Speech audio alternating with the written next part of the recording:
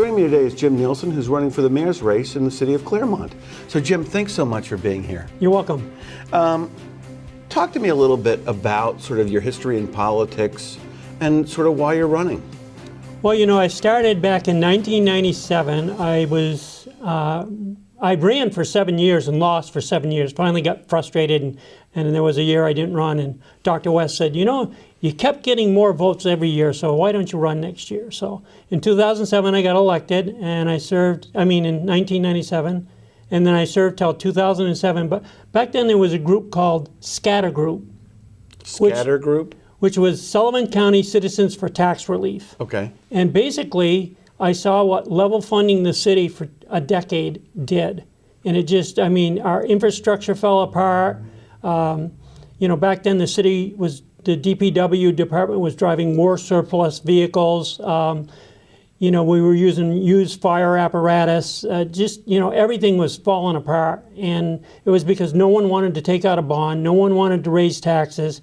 And I said, you know what, something's got to change. So that's why I got involved. And you won the first election in what year?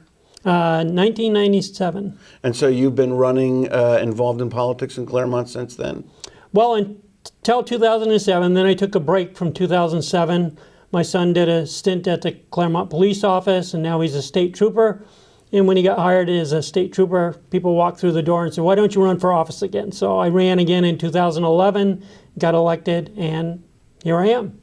And so talk to me a little bit about, the highlights of your accomplishments over the last number of years. Well, I think the biggest thing that came across our plate was a couple of years ago, the city had been without union contracts for 5 years.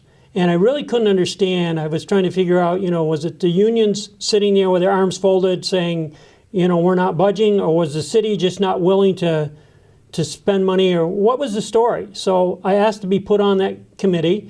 And throughout the summer, I think we met 6 or 7 months, multiple meetings a month.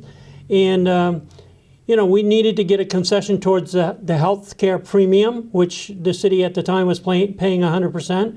And so, it took a lot of negotiation, but we ended up signing 3-year contracts with all 4 unions. And I think the union people were happy. The city was happy. They came to an agreement. And oddly enough, this next year, union contracts are up for negotiation again. So the city manager certainly is hoping that I'll be around to help out again. But I think one of my strengths is bringing opposing sides to the middle and finding common ground. So how, all the elections, have you always been the mayor, or did it start? No. So when I first started, you could only be mayor for 1 year, and there were 3-year terms. So I've been mayor a couple of times. I've been assistant mayor a couple of times. But now in this new, once they changed the charter, the term is a 2-year term, and if you get elected to mayor, it's for a 2-year. So I've been mayor for the last 4 years.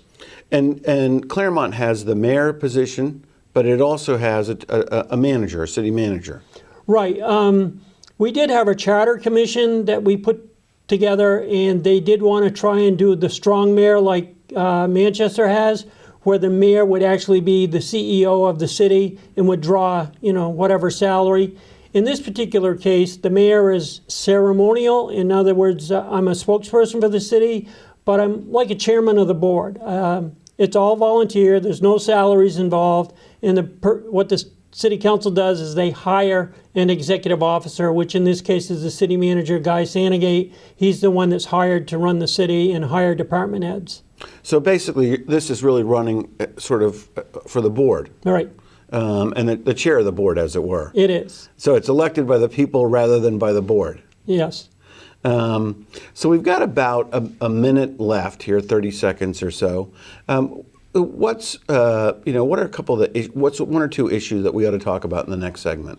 Well, I think we ought to talk about what the city's going to do. We have a TIF district that's expiring, and we're going to have to figure out what we do with the downtown TIF, and how do we recapture some of the value lost in our last evaluation, where the city lost $97 million in assessed value.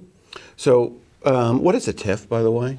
It's a tax increment finance district where the tax assessment of that property stays level for up to a 15-year period. And is that to incent businesses to come into the area? Or? Yes, because the money they put within the TIF stays within that TIF district to help develop it.